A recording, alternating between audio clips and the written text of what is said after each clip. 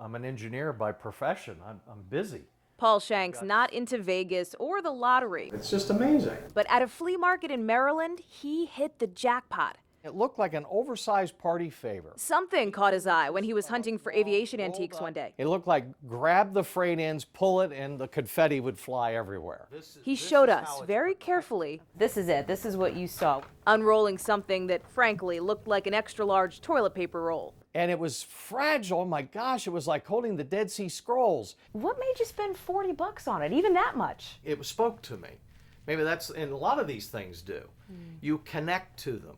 Shank spent $40 on what was labeled as a rare Confederate spy balloon from the Civil War. I truly didn't think it was real at the time, but I love research.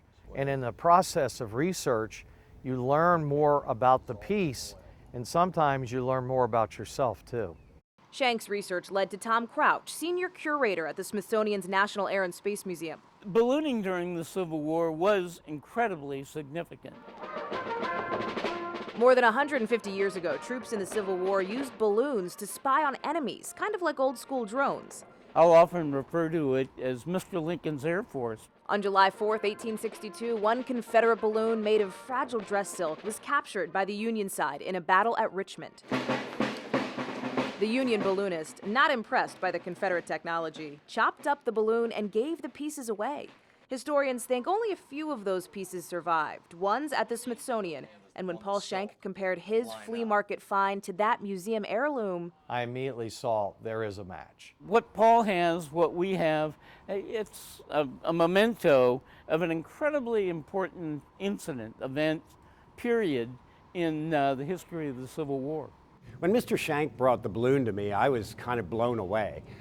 Never seen anything like that before in my career. Courtney Wilson has worked more than 3 decades as an expert appraiser and dealer of military artifacts. He believes Shank's balloon could sell for more than $1 million. For those who do collect, you know that there could be a surprise right around the corner. So it's a real incentive to just keep looking. Shank doesn't count his good fortune in cash. I love the history.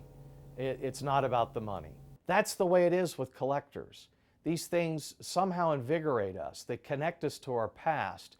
And while one day he may pay to restore the balloon and cash in on that $40 investment, for now he'll hang on to his piece. Now watch it fall apart as we try to roll it back together.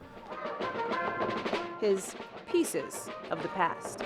In Washington, I'm Hallie Jackson.